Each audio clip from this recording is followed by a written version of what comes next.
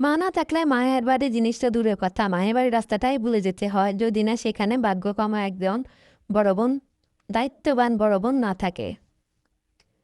Hello বন্ধুরা, বান্ধবী, আসসালামু আলাইকুম। আজকে শেয়ার করব আমার মায়ের বাড়ি থেকে আমার জন্য কী কী পাঠানো হয়েছে সেগুলায়। তো আমার মা মারা গেছে আজকে 3 বছর। আমরা 4 বোন 2 ভাই, আমরা 5 ভাই বোনে এখন পর্যন্ত বুঝতে পারি নাই যে আমার মা নেই, কারণ আমাদের একদম দায়িত্বশীল বড় বোন আছে, ঠিক মায়ের মতো। এই জন্যই বলা হয় মায়ের পরে যদি নিঃস্বার্থভাবে কেউ ভালোবেসে থাকে সেটা হচ্ছে বড় বোন, ঠিক আমার বড় বোনের মতো।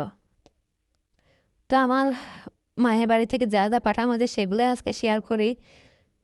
যে এখানে আছে চকলেট, এগুলো বড় দুলাভাই পাঠাইছে আমাদের জন্য, মানে সবার জন্য পাঠাইছে। তো আমার বড় বোন এভাবে সবার জন্য কিছু কিছু পাঠাই দিছে চকলেট, আর দিছে বড়ই, আঙ্গুর, আপেল, কমলা, পেয়ারা, আর দিছে দুধ, 5 লিটার দুধ পাঠাইছে। তো আমরা মায়ের বাড়িতে গেলে আসলে এখন পর্যন্ত বুঝতে পারি না যে আমার মা নাই, কারণ আমার বোন এমনভাবে আমাদেরকে আগলে রাখছে, আমাদেরকে বুঝতে দেয় না আমার মা নাই। তো শরবত খাওয়ার জন্য জিজ্ঞেস করছে রুয়াব জানা ট্যাং, আমি বললাম দেন ট্যাং, তো সেজন্য আমার জন্য ট্যাং পাঠাইছি ম্যাঙ্গোটা।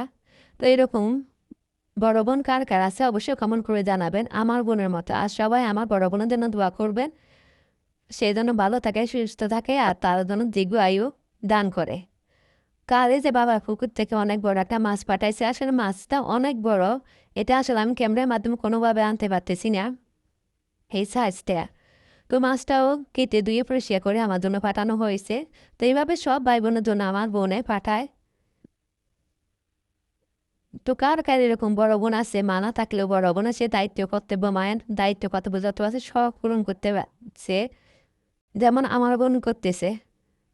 তো এই যে মাছটা আমি অনেকভাবে চেষ্টা করেছি, মানে সাইজটা নিয়ে আসার জন্য, আসলে কোনোভাবে নিতে পারতেছি না। তো যাই হোক, আমার ভিডিও আপনাদের কাছে কেমন লাগছে অবশ্যই কমেন্ট করে জানাবেন। যদি ভালো লাগে প্লিজ লাইক দিবেন, কমেন্ট করবেন।